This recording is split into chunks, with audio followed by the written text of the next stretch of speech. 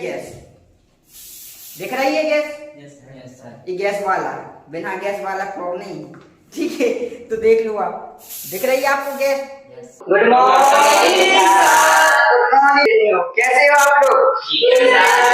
बढ़िया number madam. तो आज हम क्या स्टार्ट करने वाले हैं? केमिस्ट्री, ठीक है। अब बार बार बताने की जरूरत है नहीं कि कौन, ठीक है, सब जानते हैं। Yes sir. कल मैंने सारा इंट्रोडक्शन दे दिया साइंस की, साइंस क्या होती है, ठीक है। तो साइंस की एक ब्रांचेस है, ठीक है। बताया था ना कल कि साइंस में दो पार्ट में डिवाइड किया गया था। कौन कौन सी थी? फिजिकल साइंस मतलब भौतिक विज्ञान, और एक थी बायोलॉजिकल साइंस मतलब जीव विज्ञान। अब भौतिक विज्ञान में कितने सब्जेक्ट थे? बहुत सारे सब्जेक्ट थे, 4-5 सब्जेक्ट। कौन कौन से थे? जैसे मैथमेटिक्स थी। मैथमेटिक्स भी एक प्रकार से क्या है? साइंस है। कल बताया था कि नहीं बताया था? उसी में क्या बताया था हमने? भूविज्ञान, जियोलॉजी, ठीक है, फिजिक्स यानी मतलब भौतिकी, केमिस्ट्री मतलब रसायन विज्ञान, और एस्ट्रोनॉमी बताया था मतलब खगोल विज्ञान, ठीक है। तो एक इसमें थी फिजिकल साइंस में, और मैं बायोलॉजिकल साइंस में दो थी, जूलॉजी और बॉटनी, ठीक है, ये बताया था। तो केमिस्ट्री भी एक प्रकार से क्या है? साइंस है, साइंस का एक ब्रांच है, ठीक है। तो अब हम साइंस को आप लोग जानते हैं, तो यहाँ से स्टार्ट करेंगे रसायन शास्त्र या रसायन विज्ञान। केमिस्ट्री को हिंदी में क्या बोलते हैं? रसायन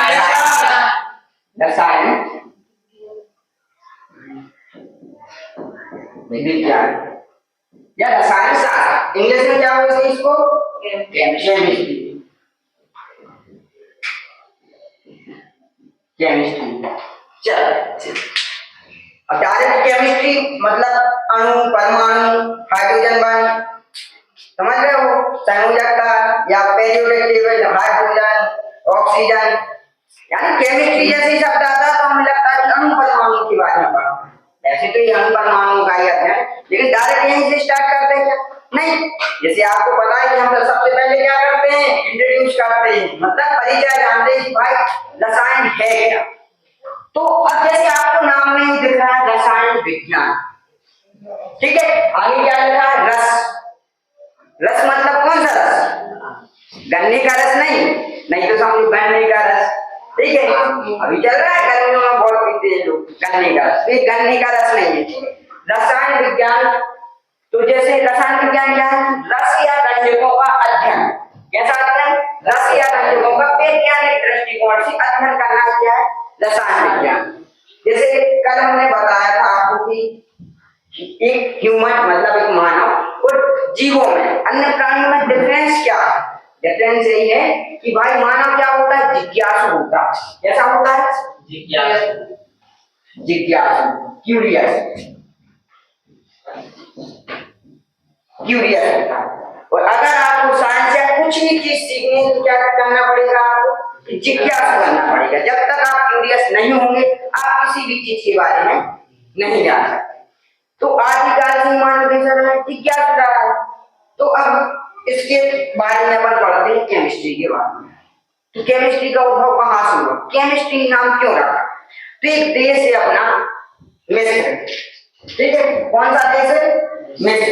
मिस्र को इजिप्ट भी बोलते हैं, मिस्र देश, ठीक है। तो इस अफ्रीका कॉन्टिनेंटल में है, ठीक है, अफ्रीका महाद्वीप। जैसे आपको पता होगा कि 7 महाद्वीप हैं, ठीक है, ये आप जीके में पढ़ेंगे, ठीक है। कभी मौका लगा तो हम आपको जीके भी पढ़ा देंगे। तो 7 महाद्वीप है। एशिया महाद्वीप सबसे लार्जेस्ट है, ठीक है। ऑस्ट्रेलिया महाद्वीप, यूरोप महाद्वीप, उत्तर अमेरिका, दक्षिण अमेरिका, अफ्रीका, ऐसे 7 महाद्वीप है। तो अफ्रीका महाद्वीप का एक देश है मिस्र, ठीक है, जहां से नील नदी निकलती है, जो कि विश्व की सबसे बड़ी नदी है, सबसे लंबी नदी है, ठीक है। तो मिस्र देश को प्राचीन यानी बहुत पहले प्राचीन काल में क्या बोलते थे? केम बोलते थे। प्राचीन काल में क्या बोलते थे? केम,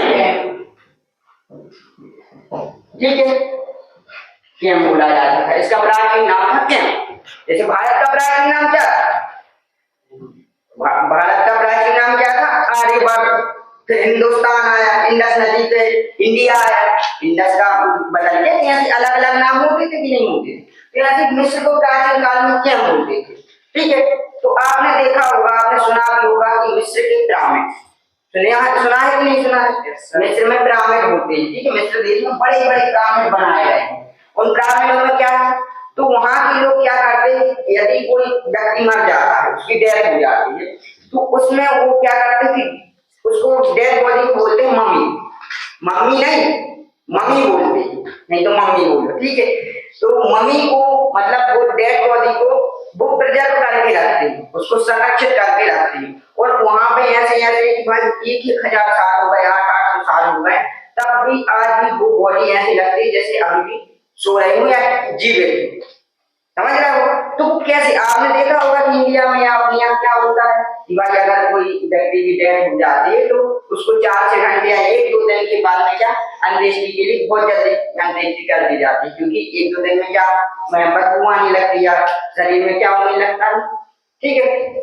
लेकिन यहाँ पे क्या है कि मिस्र में 1000 साल तक बॉडी रख जाएगी, तो भाई कुछ ना कुछ तो लॉजिक होगा, उनके पास कुछ ना कुछ ऐसा तरीका होगा जिससे वो प्रिजर्व कर। तो मनुष्य ने देखा कि भाई कैसे रखे रहते, जैसे आप देखें कुतुब मीनार कहाँ पे है, दिल्ली में, ठीक है। कुतुब मीनार अपना दिल्ली में है, उसके पास में एक लौह स्तंभ है।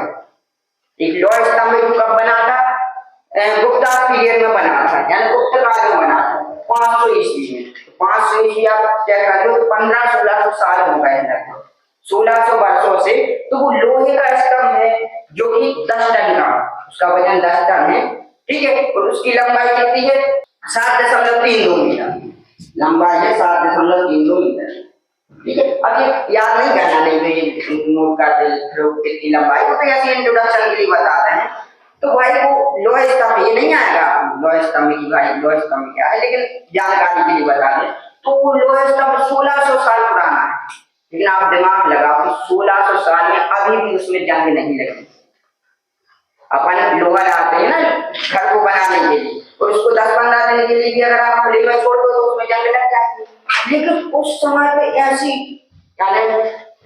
कारीगरी बोले कैसे एक मिस्र धातु उन्होंने बनाई होगी लोहे की, या उनमें कैसे कैसे उन्होंने परमाणु या धातुओं को ऐड किया होगा मिस्र धातु बनाई, अभी तक जंग नहीं लगी, सोचने वाली बात है, ठीक है।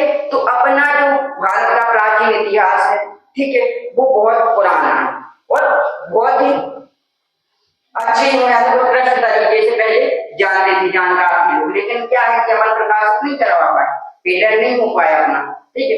तो केमिस्ट्री मिस्र को प्राचीन काल में क्या बोलते थे, और रसायन यानी रसायन को क्या बोलते थे, कीमिया बोलते थे। क्या बोलते थे, रासायनिक अध्ययन को कीमिया,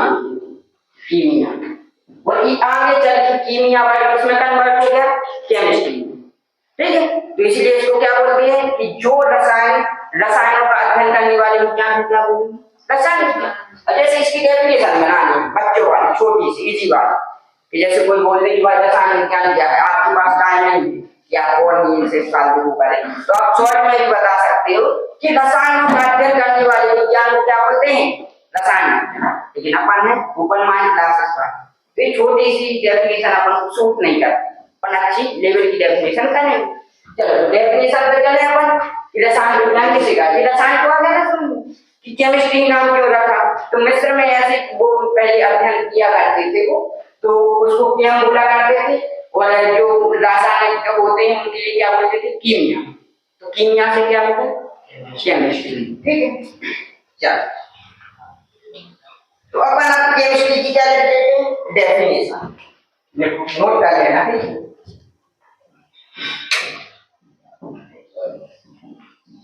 केमिस्ट्री की डेफिनेशन या रसायन विज्ञान की, रसायन विज्ञान या रसायन शास्त्र, रसायन शास्त्र विज्ञान की वह शाखा है, विज्ञान की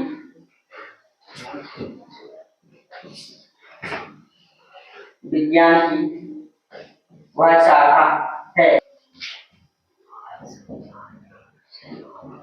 जो पदार्थ उसके संगठन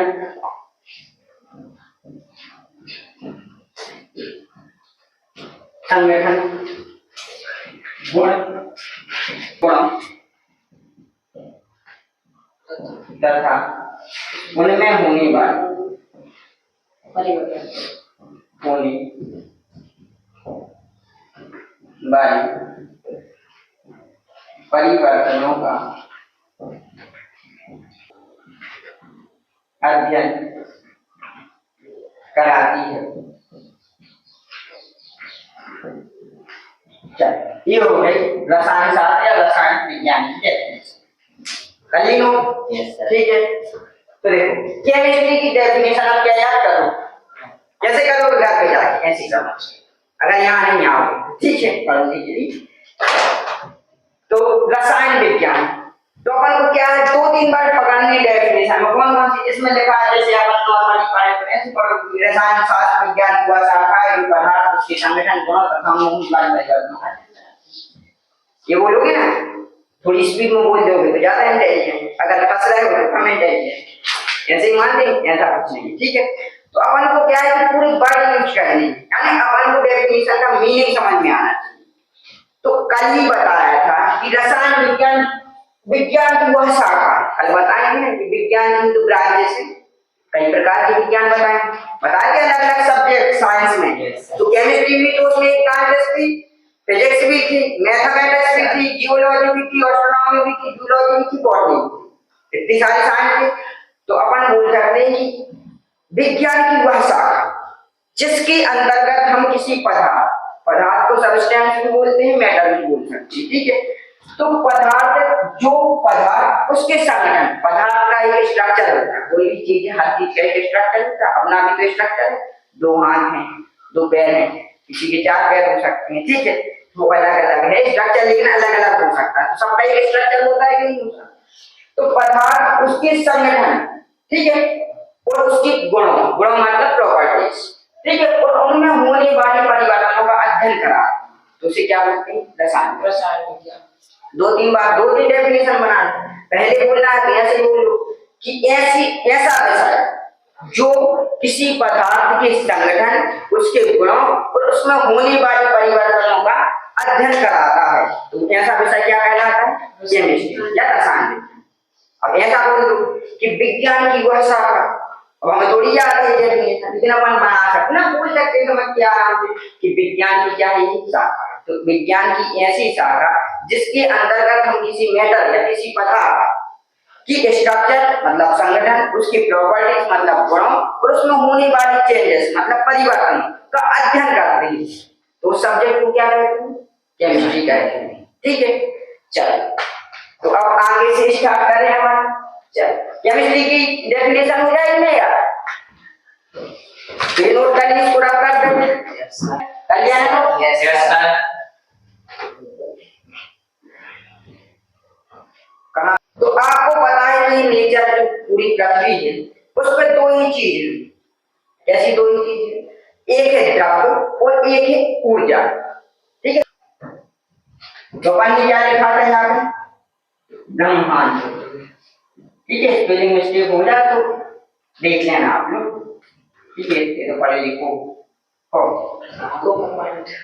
ओपन माइंड ठीक है। द्रव्य और क्या था यहाँ पे ऊर्जा। अब द्रव्य को क्लासिफाई अपन 2 तरीके से कर सकते हैं, एक तो फिजिकली और एक केमिकली, मतलब भौतिक रूप से भौतिक ठीक है, और एक रासायनिक रूप से ठीक है। एक आराम से लिख लेना कि भौतिक वर्गीकरण और रासायनिक वर्गीकरण।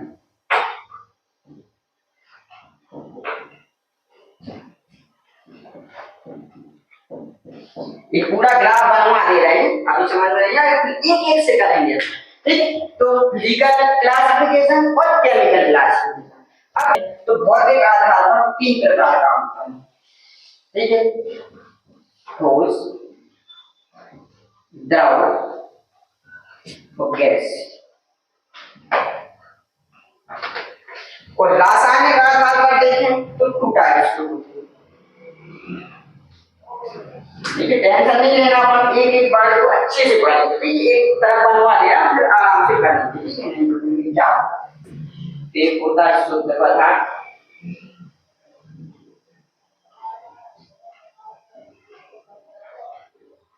और एक होता है मिश्रण,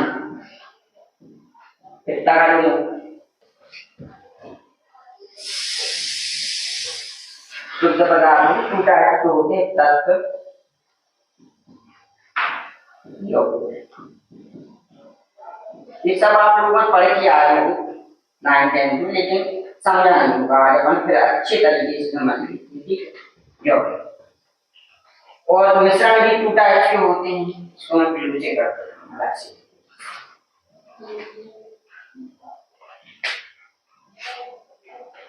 तो मिश्रण भी दो टाइप के होते हैं, सामान्य मिश्रण होता है और विषमान। ये लिख लेना आराम से, यहाँ पे मिश्रण, यहाँ पे विषमान मिश्रण। ठीक है, और शुद्ध तत्व भी 3 टाइप के होते हैं।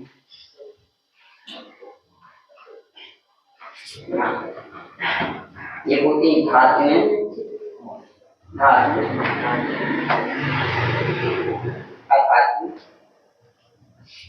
और उपधातु, और यौगिक भी 2 टाइप के होते हैं।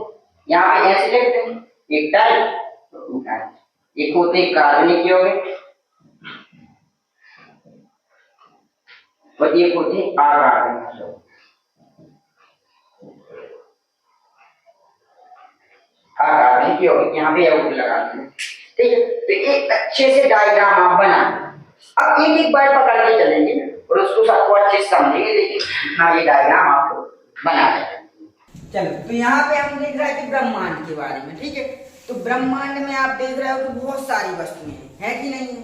इंसान भी है, पेड़ पौधे भी हैं, पेन भी है, ठीक है, बोर्ड भी है, व्हाइट बोर्ड, ठीक है, बहुत सारी चीजें हैं, कैमरा लगा हुआ है।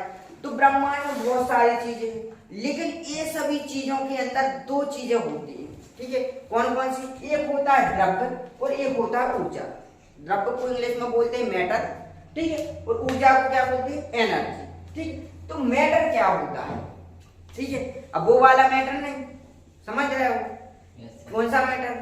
कि कॉल किया भाई मैटर हो गया, संभाल लेना। ठीक है, वो मैटर अलग है, वो मामला है। ठीक है, लेकिन ये मैटर अलग है, द्रव्य। ठीक है, अब जैसे होता है ना कि वो तो आप लोग जानते हो कि भाई गर्ल्स की फ्रेंडशिप उतनी स्ट्रॉन्ग नहीं होती जितनी बॉयज में होती। ठीक है, आपको बुरा लग रहा होगा। ठीक है, तो हम गर्ल्स को टारगेट नहीं कर रहे, लेकिन एक फैक्ट है भाई, यानी गर्ल्स और गर्ल्स में जो फ्रेंडशिप होती है, उनकी सहेलियां होती तो उतने स्ट्रॉन्ग तरीके से रिलेशनशिप नहीं होता, लेकिन भाई बॉयज का रिलेशनशिप बहुत ही स्ट्रॉन्ग होता है। जैसे आपको पता है, आपके दोस्त कोई तकलीफ में किसी ने किसी को मार दिया, मान के चलो मैटर बन गया, ये वाला मैटर बन गया।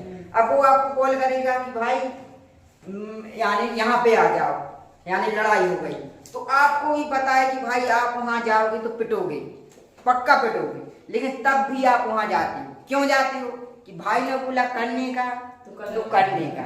ठीक है, तो होते हैं। ठीक है, तो बॉयज अच्छे होते। ठीक है, तो मैटर देख लेंगे अपन। ठीक है, अपन भी मैटर देख लेंगे। चलो, तो द्रव्य को अब अपन क्लासिफाई करते हैं, एनर्जी को अभी छोड़ देते हैं, अभी अपन मैटर पे चलते हैं। तो द्रव्य को अगर हम 2 तरीके से क्लासिफाई कर सकते हैं, एक फिजिकली रूप से, एक केमिकली रूप से। फिजिकली मतलब भौतिक वर्गीकरण और केमिकल मतलब रासायनिक वर्गीकरण। तो भौतिक वर्गीकरण में आप देखें तो आपको पता है, पहले तो द्रव्य पता होना चाहिए। द्रव्य तो पता है ना, द्रव्य क्या होता है? चलो बता देता। द्रव्य होता है कि दुनिया की कोई भी वस्तु जिसका अपना एक द्रव्यमान, द्रव्यमान मतलब वजन या वेट, वेट अलग चीज है, भार को अपन बाद में देखेंगे, लेकिन मास या द्रव्यमान। ठीक है, तो जिसका अपना एक द्रव्यमान हो और जो स्थान घेरती हो और जिसे हम इंद्रियों के द्वारा अनुभव कर सकें। इंद्रियां तो जानते हो, ठीक है, सेंस ऑर्गन्स, अपनी 5 ज्ञान इंद्रियां होती हैं। ठीक है, कौन? नाक है, तो नाक से क्या करते हैं अपन?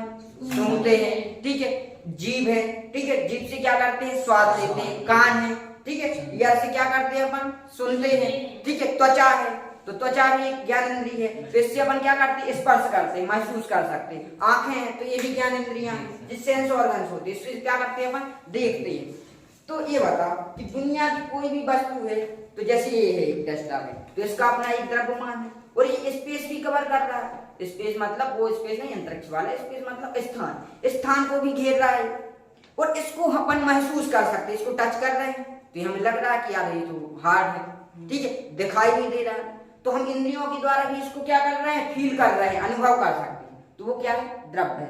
जैसे अपनी ही बॉडी है, ठीक है, तो अपन भी क्या है, द्रव्य है, द्रव्य से मिलके बनी है, ठीक है, क्योंकि अपन क्या कर रहे हैं, अपने शरीर को महसूस भी कर रहे हैं, ठीक है, अपन स्थान भी घेरे हुए हैं, अपना ये क्या है, द्रव्यमान। तो इसकी डेफिनेशन लिख लोगे आप, 3 कीवर्ड बता दे रहा हूं, इससे बना सकते हैं आप, ठीक है। कौन कौन से, एक तो क्या होना चाहिए, द्रव्यमान होना चाहिए। क्या होना चाहिए, द्रव्यमान। एक क्या, स्थान घेरना चाहिए, स्थान घेरना चाहिए, ठीक है, घेरना।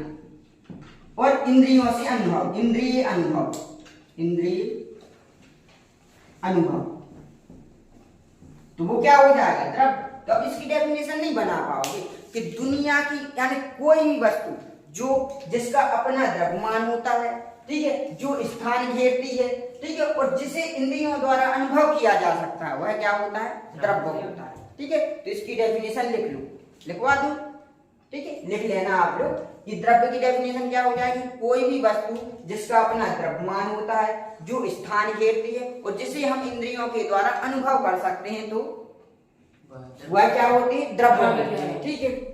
चल अब द्रव्य को अपन क्लासिफाई करते हैं, तो क्लासिफाई करेंगे अपन फिजिकल रूप से, ठीक है। तो फिजिकली देखे तो भौतिक तरीके से देखे तो 3 टाइप से अपन इसको क्लासिफाई कर सकते हैं। वैसे तो 5 अवस्थाएं होती हैं, ठीक है, पदार्थ की, ठोस, द्रव, गैस और एक प्लाज्मा अवस्था और बोस-आइंस्टीन कंडेंसर।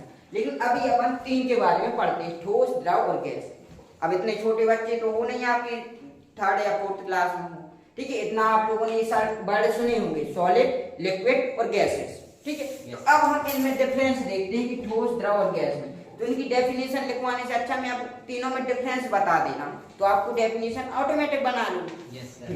चल, तो कोई भी चीज में अगर आपको डिफरेंस देखना है या अंतर लिखना है, तो हमेशा एक चीज फॉलो करना।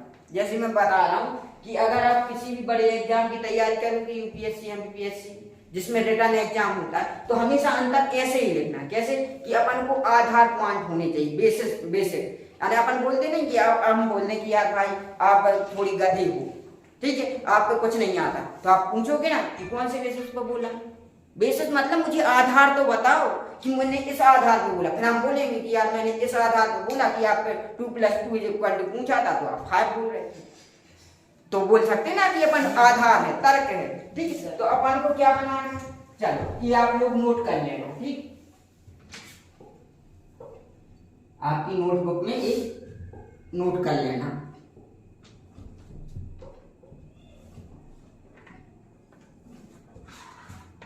तो अपन को क्या बनाने हैं, यहाँ पे बेसिक पॉइंट बनाने, आधार बिंदु, ठीक है। और यहाँ पे क्या कर लेंगे, ठोस, यहाँ पे क्या, द्रव, और यहाँ पे गैस। द्रव और द्रव्य में अंतर तो कर पा रहे हैं ना, द्रव्य अलग चीज है, द्रव्य मतलब मैटर, और द्रव ये लिक्विड है, ठीक है।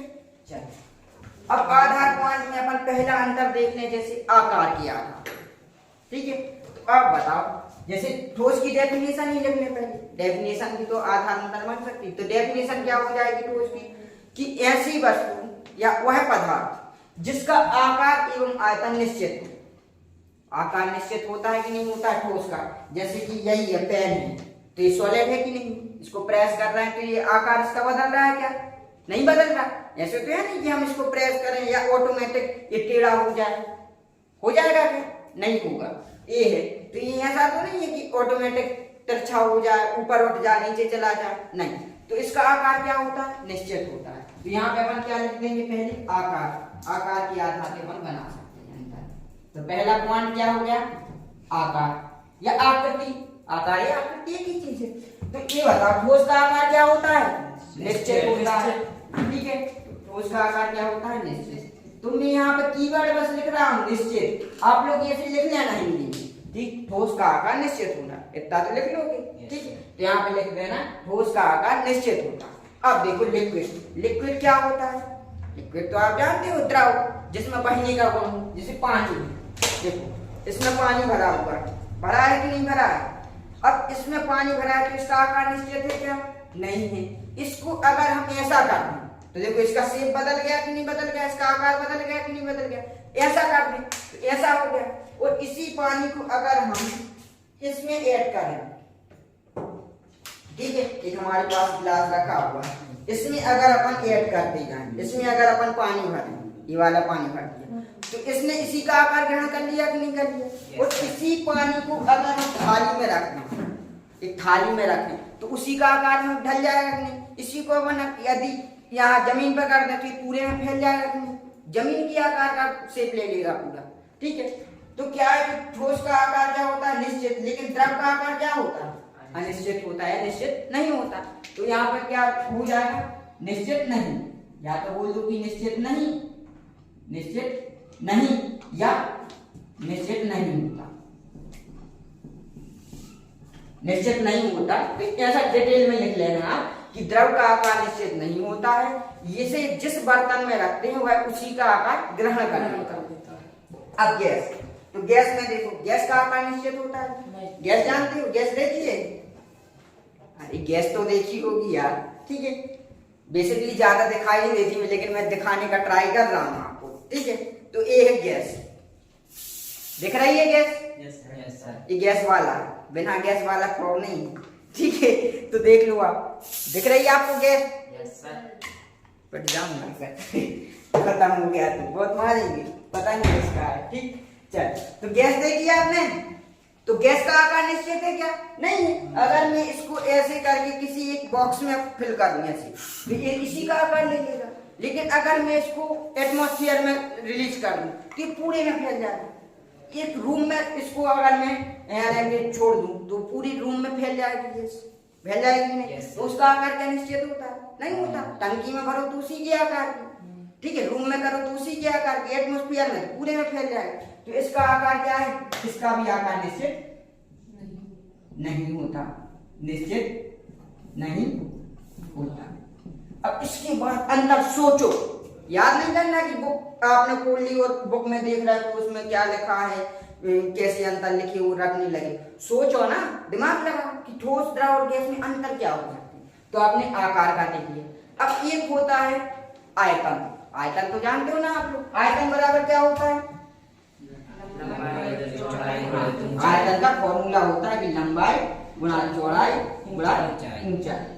ये होता है कि नहीं होता है। तो जिसमें लंबाई चौड़ाई और ऊंचाई हो तो उसे क्या बोलते हैं, आयतन। तो आप बताओ, इसके बेसिस पे अपन अंतर बनाए, ठीक है, तो आयतन। ठीक, तो ठोस का आयतन निश्चित होता है क्या या अनिश्चित होता है, तो क्या होता है, निश्चित होता है। कैसे होता है, जैसे ए है तो इसकी क्या है, एक लंबाई है, लंबाई है कि नहीं, ये चौड़ाई है, ये वाली चौड़ाई है, और इसकी ये क्या है, ऊंचाई। तो ये निश्चित है कि नहीं है, ऑटोमेटिक तो चेंज नहीं होगी कि यार अभी क्या है ना, मैं थोड़ा छोटा हूँ, एक काम करता है थोड़ा और ऊंचा हो जाता है, ये ऑटोमेटिकली हो जाएगा क्या नहीं। या शाम को आओगी आप तो ये इतना ऊंचा मिलेगा, मिलेगा क्या, नहीं मिलेगा। जितना है इसका आकार या मतलब आयतन उतना ही रहेगा। तो इसका आकार का आयतन क्या होता है, तो उसका आयतन क्या होता है, निश्चित होता है। कैसा होता है, निश्चित। अब बताओ द्रव, द्रव पे चलते हैं। तो ये बताओ द्रव का आयतन निश्चित होगा या नहीं होगा, आप लोग बताओ। निश्चित होगा। क्यों होगा, आकार तो निश्चित नहीं होता था। हम भाई यानी कि गिलास में रखते थे तो उसी आकार को ग्रहण कर लेता था, टंकी में रखते थे तो उसी का। तो आकार भले ही निश्चित ना हो लेकिन आयतन निश्चित होगा। कैसे होगा, एक बात बताओ, अगर जैसे आप कोई भी कोल्ड ड्रिंक्स की यानी शीशी लाते हो, ठीक है, बोतल लाते हो 500 ml की या 1 लीटर की, तो ऐसा तो है नहीं कि आप 1 लीटर की बोतल को अगर आप टंकी में डालो तो 5 लीटर हो जाएगी, बड़ी चीज में रखो तो नहीं, वॉल्यूम उसका उतना ही रहेगा, क्वांटिटी जितनी थी उसका आयतन जितना था उतना ही रहेगा। या ऐसा हो जाएगा कि चाय पीने का मन कर रहा, मम्मी से बोला कि मम्मी चाय बना दो, मम्मी 1 गिलास या 1 कप में आपको चाय लाए, आपने सोचा कम है, इस क्या करूं, एक काम करता हूँ इसको हम टंकी में डाल देती हूँ, तो क्या ज्यादा हो जाएगी भाई, 1 कप थी तो उतनी ही रहेगी ना जितनी मम्मी ने दी थी। तो आयतन क्या रहेगा, द्रव का आयतन निश्चित रहेगा। क्या होगा, निश्चित होगा। तो द्रव में भी क्या लिख लोगे, निश्चित होता है। ये आप लोग लिखते जाना, निश्चित होता है पूरा, क्योंकि यहाँ मैं शॉर्ट में बता रहा हूँ। मेन फोकस किस पे करना है अपन को, समझने पे, याद करने में नहीं, याद तो हो जाएगा ऑटोमेटिकली, ठीक है, याद वाला तो आना नहीं चाहिए। तो द्रव का आकार क्या होता है, निश्चित होता है। आयतन क्या होता है, निश्चित होता है। अब देखो गैस का आयतन निश्चित होगा कि नहीं होगा? तो गैस का आयतन निश्चित नहीं होगा। क्यों नहीं होगा?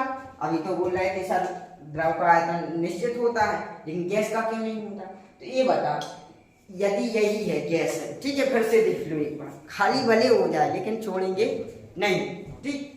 तो यहाँ पे देखो, तो ये है गैस है, तो इसको अगर हम किसी भी इसमें रखें, ठीक है, इसमें अगर अपन रखेंगे तो इसका आयतन में पूरे में फैल जाएगी।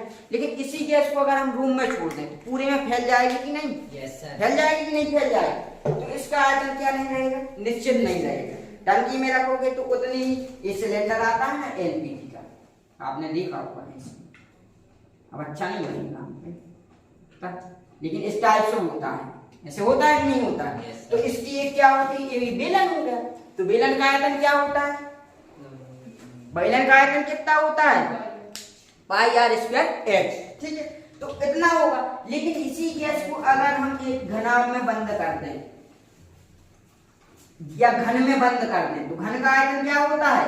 ये घन पढ़े होंगे ना फॉर्मूले में, पढ़ के नहीं आए, ठीक है। तो इसके आयतन के बराबर हो जाएगी, पूरे में फैल जाएगी गैस की नहीं फैल जाएगी? इसको गैस को कितनी भी हो, चाहे 1 लीटर गैस भी हो आयतन, लेकिन आयतन इसका फिक्स नहीं जाएगा, 1 लीटर भी पूरी टंकी में फैल जाएगी। और उसी 1 लीटर को आप, 1 घन लीटर को आप इसमें डाल दोगे तो पूरे में इसमें फैल जाएगी। या रूम में उतनी ही गैस छोड़ोगे ना, पूरे में फैल जाएगी, तो उतना ही आयतन कवर कर लेगी। तो गैस का आयतन क्या होगा? निश्चित नहीं होता। तो गैस का आयतन क्या होगा? निश्चित नहीं होता। तो हम ये ओनली नहीं लिखते हैं, आप लिख लोगे निश्चित नहीं होता। अब देखो और सोचो और क्या अंतर बना सकते हैं अपन? एक हो गया आकार, एक हो गया आयतन। अब तीसरा पॉइंट अपन सोच सकते हैं, क्या सोच सकते हैं? ये तो पता है ना कि दुनिया की हर एक चीज अणु और परमाणुओं से मिलकर बनी, मतलब परमाणुओं से मिलकर बनी और अणु परमाणुओं से मिलकर बनी, फिर धीरे धीरे पूरी स्ट्रक्चर बनता है, तो पता है। चल तो अणु देख लेते हैं। तो आप देखो ठोस है कोई, मान के चलिए एक चीज है, ठीक है, और किसी चीज में एक द्रव है और एक गैस है, ठीक है। आप बताओ ठोस में अणु स्ट्रॉन्ग है, ठोस स्ट्रॉन्ग होता है कि नहीं होता? मजबूत होता है कि नहीं होता? ठीक है, इसको प्रेस करो तो ये पास में तो नहीं जाता, इसकी आकृति में परिवर्तन तो नहीं।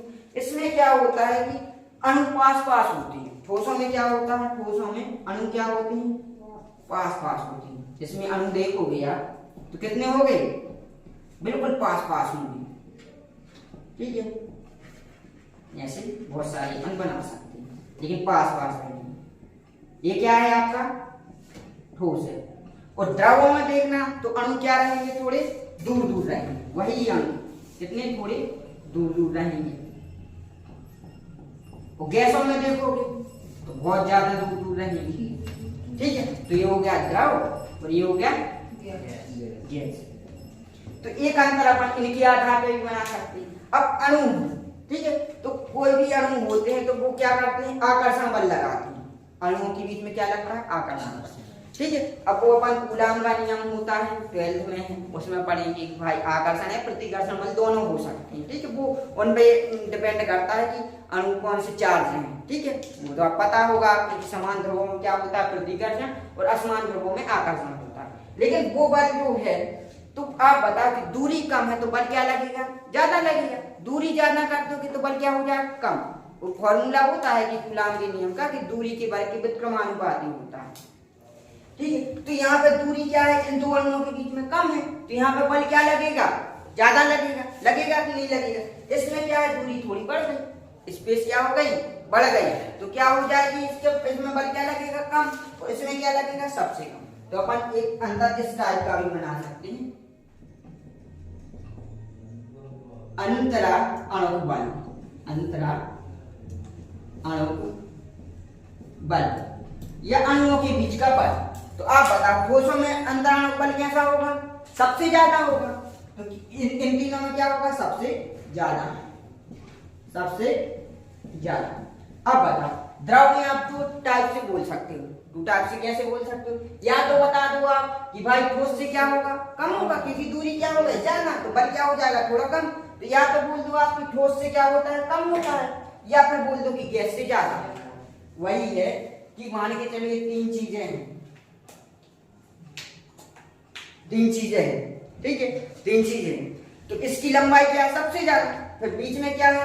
ये है। और सबसे छोटा कौन सा है? सबसे छोटा है ये, ठीक है, ये पेन है। तो अगर इसको हमें डिफाइन करना है तो हम इसको क्या बोल सकते हैं कि ये इससे छोटा है, या फिर बोल सकते हैं कि पेन से बड़ा है। दोनों बात सही है ना, बीच वाली में ऐसे बोल सकते हैं। तो द्रव को क्या बोल सकते हैं कि द्रव में क्या होता है कि अंतः ठोस से क्या होता है? कम होता है। तो ठोस से कम, या क्या कर सकते हैं अपन, या गैस से ज्यादा, गैस से ज्यादा। दोनों बात सही है ना। अब गैस में क्या होता है? सबसे कम होता है। अंतः पर क्या होता है? सबसे कम, मतलब नगण्य भी लिख सकते हैं अपन, ठीक है।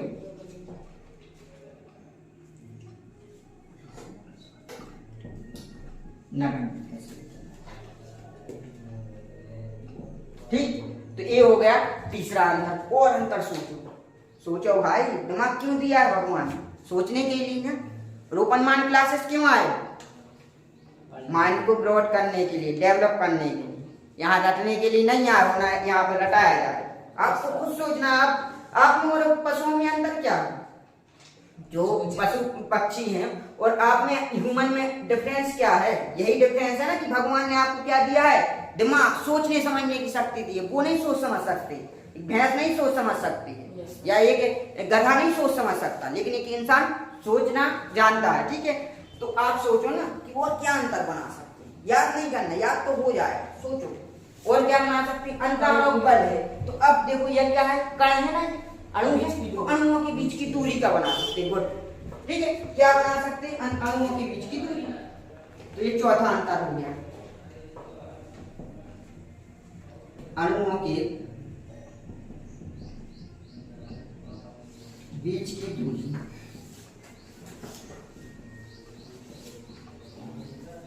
तो आपको अपनी इन सगी आंखों से दिख रहा होगा यहाँ पे, इनको बुंदेलखंडी में क्या बोलते हैं?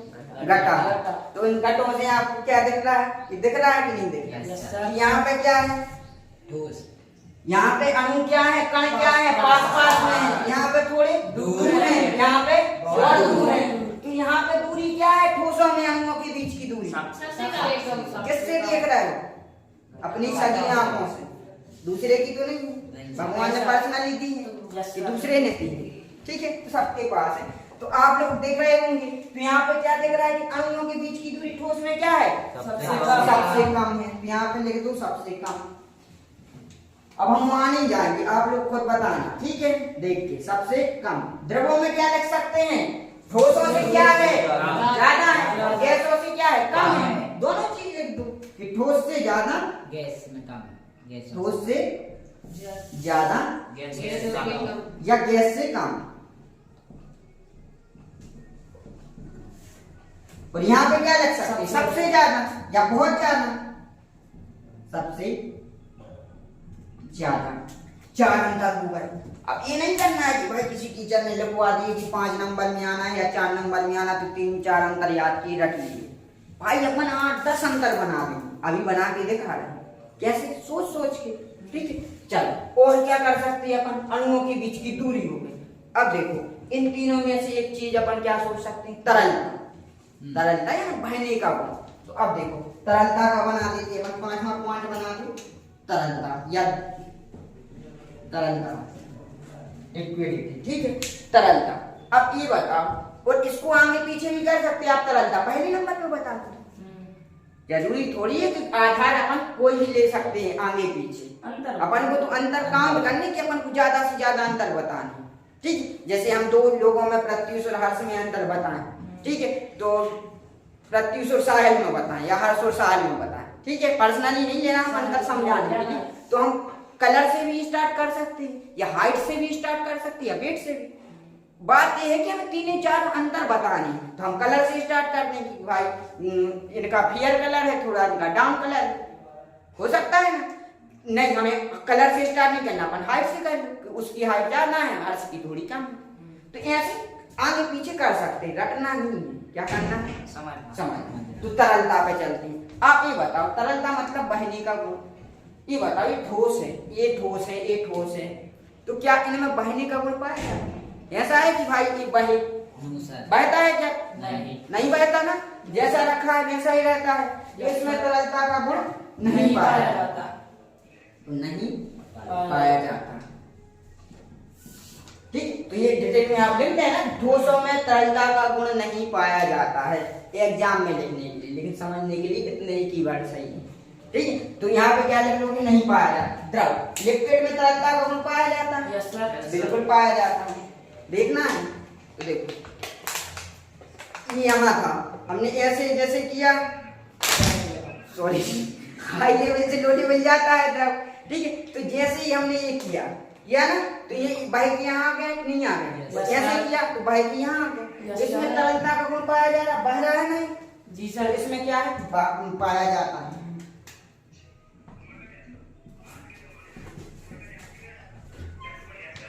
ठीक है, और गैस, जैसे कोई भी गैस है, ठीक है, तो गैस में भी तरलता का गुण पाया जाता है,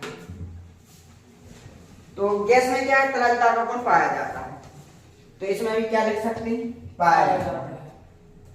क्योंकि अगर जैसे कोई भी पाइपलाइन है, तो पाइपलाइन में अगर अपन गैस छोड़ते हैं ना, तो वो बह के दूसरी साइड से निकल जाती कि नहीं निकल जाती, तो गैस में भी क्या है? तरलता का गुण पाया जाता है। अब और अंतर सोचो, और क्या सोच सकते हैं? दृढ़ता का गुण। हाँ, दृढ़ता का। ठीक है, तो दृढ़ता का गुण देखते हैं अपन, एक अंतर बना है दृढ़ता। अब ये बताओ कि दृढ़ता यानी मजबूती, तो ये बताओ ठोसों में मजबूती होती है कि द्रव में? ठोसों में ज्यादा मजबूती होती है। इसको अपन प्रेस करें तो क्या ये हो रहा है, इसका आकार चेंज हो रहा है? नहीं, मजबूत है ना। ठीक है, तो ठोसों में दृढ़ता का गुण पाया जाता है, सबसे ज्यादा पाया जाता है, पाया जाता है कि नहीं पाया जाता? तो इसमें क्या लिख सकते हैं? सबसे ज्यादा, सबसे ज्यादा हो। द्रव में दृढ़ता क्या होती है? तो अपन कंपैरिजन 3 लोगों में कर रहे हैं, तो 2 लोगों का बता दो, या तो ये बोल दो कि ठोसों से दृढ़ता क्या होती है? कम होती है, और गैसों से ज्यादा होती है। अगर इस पानी को हम ऊपर से क्या करें? कंप्रेस करें, तो थोड़ा ही कंप्रेस हो जाएगा कि नहीं हो जाएगा? हो जाएगा। ठीक है, लेकिन गैस जितना नहीं होगा। ठीक है, क्या नहीं होगा? गैस के जितना नहीं होगा। तो यहाँ पे क्या लिख सकते हैं? या तो लिख दो कि ठोसों से ठोस से कम होता है दृढ़, या लिख दो गैस से ज्यादा, गैस से ज्यादा, और इसमें देखो गैस को तो अपन इतनी बड़ी टंकी में लेंगे और ऊपर से पिस्टन से अपन क्या करें? कंप्रेस करें, तो वो इतनी छोटी साइज में आ सकती है कि नहीं आ सकती? मतलब इसमें दृढ़ता का गुण बिल्कुल कम ही पाया जाता है। तो क्या लिख सकते हैं? सबसे कम लिख सकते हैं। चलो अंतर देख लिए ना, 6 अंतर बना लिए ना, 6 अपन ऐसे 8-10 अंतर बना सकते हैं। क्या कर सकते हैं? बना सकते हैं, या तो ऑटोमेटिक हो जाएगा। ठीक है, तो ये होगा दृढ़ता आपको समझ में आया। अब और अंतर सोचो, ये क्या अंतर? जैसे विसरण शब्द सुना है आपने? विसरण मतलब फैलना, फैला होना। ठीक है, तो चारों तरफ फैलना, तो आपने विसरण सुना होगा, तो विसरण का एक अंतर बना लो, 7वां अंतर हो गया विसरण। आप बताओ, जल फैलता है, ठोस कभी फैलता है क्या? ठोस में विसरण का गुण नहीं पाया जाता। देख लो, ये है ठोस, तो ये ऐसा है कि भाई फैल जाए। ये आप सुबह आओ, जितनी इसकी क्या है आकार या आकृति है उतना ही रहेगा, जितनी इसकी ऊंचाई उतनी ही रहेगी। ऐसा तो है नहीं कि अब यहाँ पे रख दिया, शाम को आप आओगे तो देखो कि भाई ये फैल के पूरे कमरे में फैल गया, नहीं होगा ना। तो ठोस क्या होता है? ठोस में विसरण का गुण नहीं पाया जाता, तो यहाँ पर नहीं पाया जाता। ये आप लोग लिख लीजिएगा ना, बार बार बोल रहा हूँ। ठीक है, जैसे पाया जाता। ठीक है, डिटेल में लिख लेना, नोट्स बनाओगे तब, लेकिन शॉर्ट नोट्स में ऐसे ही बनाना कीवर्ड बस। तो यहाँ पे लिख लेना कि ठोसों में विसरण का गुण नहीं पाया जाता है। द्रवों में देखो, तो द्रवों में विसरण का गुण पाया जाता है तो नहीं पाया जाता। आप तो बोलोगे कि अभी तो यार वो बह रहा था। ठीक है, तो बहना अलग चीज है, लेकिन फैलना अलग चीज है। फैलना मतलब चारों दिशाओं में, लेकिन बह देना तो एक निश्चित डायरेक्शन होती है। जैसे ये है द्रव, ठीक है, पानी है, लिक्विड का एग्जाम्पल है, तो उसको अपन ऐसे कर रहे हैं तो ये क्या हो रहा है, बह रहा है, ना कि फैल रहा है। ऐसे करेंगे तो बह रहा है निश्चित डायरेक्शन में, लेकिन फैल तो नहीं रहा है कि चारों दिशाओं में फैल रहा है क्या, ऊपर नीचे आगे पीछे हो रहा है क्या, नहीं हो रहा। ठीक है, तो इसमें क्या है कि द्रव्यों में विसरण का गुण नहीं पाया जाता, तो इसमें भी नहीं पाया जाता। ठीक है, नहीं पाया जाता है। अब देखो गैसों में विसरण का गुण पाया जाता है। कैसे पाया जाता है कि आपने देखा होगा कि गैस को फिर से दिखाएं, ठीक, खाली हो जाए लेकिन आज दिखा के रहेंगे। ठीक है, तो ये क्या है, ये क्या है, गैस है। तो इसको अगर अपन ऊपर भी छोड़ रहे हैं ना तो नीचे भी स्मेल आ रही, इस साइड भी स्मेल आ रही, इस साइड भी स्मेल आ रही, मतलब चारों दिशाओं में फैल रही। अगर आप रूम में अगरबत्ती लगा दो पूरे रूम में स्मेल आती है, उसकी आती है कि नहीं, तो वो क्या होती है, गैस पूरे में क्या हो जाती है, विसरित हो जाती है। क्या हो जाता है उसका विसरण। तो गैसों में विसरण का गुण सबसे ज्यादा पाया जाता है। ठीक है, इसमें क्या होगा, सबसे ज्यादा या पाया जाता है, पाया जाता है। ठीक है, या फिर थोड़ा थोड़ा इसमें द्रव में विसरण का गुण पाया जाता है, फैलने का उतना नहीं पाया जाता है गैस में। ठीक है, तो ऐसा भी लिख सकते हैं इसको कि ठोसों से कम पाया जाता है, द्रवों से अरे गैस से कम पाया जाता है, ठोसों से थोड़ा सा ज्यादा पाया जाता है। लेकिन सबसे ज्यादा विसरण का गुण किसमें पाया जाता है, गैस में। 7 अंतर हो गए, 7 अंतर हो गए ना, 8 10 जितने चाहो उतने बना सकते हैं। बस क्या होना चाहिए, दिमाग, समझ, अंडरस्टैंडिंग होनी चाहिए, तो वो पकड़ बनाओ ना। चलो अभी इतना ही देखते हैं अपन, क्योंकि टाइम हो रहा है। तो और आप लोगों को होमवर्क दे रहे हैं कि 2 अंतर आप खुद बना के लाइएगा। ठीक है, तो एक अपन एग्जाम्पल लिख सकते हैं, जब कुछ ना आए तो डेफिनेशन, फॉर्मूला और एग्जाम्पल सभी अंतर में अपन चिपका सकते हैं। समझ रहे हो। अब इसमें फॉर्मूला तो इसका है नहीं, डेफिनेशन अपन पहले दे दी कि इसका आकार निश्चित होता है, इसका नहीं होता है। ठीक है, तो एग्जाम्पल लिख देखिए, तो उदाहरण का एक एग्जाम्पल बनाते हो, वो बना दो अंतर। 8वां पॉइंट क्या हो जाएगा, उदाहरण। अब बताओ ठोसों की उदाहरण में क्या है, ये पेन है तो क्या है, ठोस है। ये बॉटल है तो ये क्या है, ठोस है, ठोस है कि नहीं है। ये डस्टर है तो क्या है, ठोस है। फर्नीचर है, चेयर है तो क्या है, ठोस है। ठीक है, तो इसमें अपन लिख सकते हैं एग्जाम्पल, फर्नीचर लिख दो, फर्नीचर, कुर्सी हो गई। ठीक है, या फिर लिख सकते हो क्या, पेन हो गया, टेबल हो गई। ठीक है, तो ये क्या हो गए, ऐसे एग्जाम्पल लिख सकते हैं। द्रव में देखो तो द्रव का सबसे अच्छा एग्जाम्पल पानी। ठीक है, पानी हो गया। ठीक है, दूध भी लिख सकते हैं, लेकिन दूध वैसे पायस का एग्जाम्पल वो अलग अपन देखेंगे। तो पारा हो गया, तो पारा भी लिक्विड है। ठीक है, जितनी भी धातुएं हैं वो भी क्या होती हैं, ठोस होती हैं। चल अब इसकी बात है गैस। तो गैस की एग्जाम्पल नहीं, हाइड्रोजन गैस है, नाइट्रोजन है, ऑक्सीजन है, जितनी चार प्रकार की गैस है तो क्या अपन लिख सकते हैं, H2 हाइड्रोजन, नाइट्रोजन, ऑक्सीजन। ठीक है, कार्बन डाइऑक्साइड, ये सभी क्या है, गैसेस है। तो इनकी एग्जाम्पल होगा। भाई आपको 8 अंतर जी घर पे जाके ऐसे करोगे क्या, करोगे तो पिटोगे। ठीक है, क्या करना है अपन को, समझना है, अंतर बनाने सीखने हैं, ना कि याद करना। अब आगे पीछे कैसे भी कर दो, अपन के माइंड में होना चाहिए, बिल्कुल इमेज बननी चाहिए कि ठोस क्या होता है, द्रव क्या होता है, गैस। इमेजिन कर लिया ना, अब उसमें अंतर सोचो कि यार इसमें क्या है, इसमें क्या है, इसमें क्या नहीं।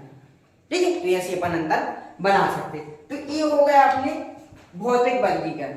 अब वैसे मुख्य 3 अवस्थाएं होती हैं। ठीक है, नहीं तो किसी बुक में आपको 5 मिल जाए तो आप बोलो कि मैंने गलत पढ़ा। 5 अवस्थाएं होती। ठीक है, चौथी अवस्था होती है प्लाज्मा अवस्था, ये मुख्य अवस्थाएं हैं। ठीक है, तो 5वीं अवस्था होती है प्लाज्मा अवस्था। ठीक है, प्लाज्मा अवस्था कैसे आप बोल सकते हो, जैसे अपन माने जेली आती है ना, जेली टाइप की। ठीक है, तो उसको अपन ऐसे प्रेस करते हैं तो वो फिर से ऐसे हो जाती कि नहीं, स्पंज जैसे। ठीक है, या अपन क्या मान ले, अपनी खकार थूकते हैं ना अपन। ठीक है, तो थूकते हैं तो अपन उसको ऐसे धक्का देंगे तो वो आगे चला जाएगा, लेकिन रहेगा वैसे, समझ रहे हो। तो वो ऐसी प्लाज्मा अवस्था होती है। ठीक है, लसलसी टाइप की। ठीक है, तो ये हो गई प्लाज्मा अवस्था। तो 5वीं अवस्था होती है बोस-आइंस्टीन कंडेंसेट। बोस-आइंस्टीन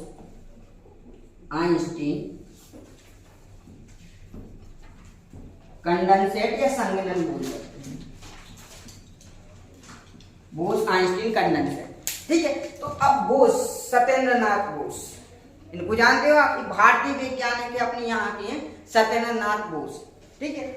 तो इनने खोज करी थी, लेकिन आइंस्टीन को इनने क्या हुआ था कि इनने एक 5वीं अवस्था करी थी, भाई इनको अगर अपन यानी कि किसी भी पदार्थ को अगर अपन परम शून्य ताप पे ले जाए -273 डिग्री सेल्सियस पे, तो इसमें क्या होता है कि इन सब की गैसों से अलग प्रॉपर्टीज उसमें उत्पन्न हो जाती हैं। ये तो आप जानते हैं कि ठोसों में क्या होता है कि रेजिस्टेंस मतलब प्रतिरोध सबसे ज्यादा होता है, द्रवों में थोड़ा कम, गैसों में और कम।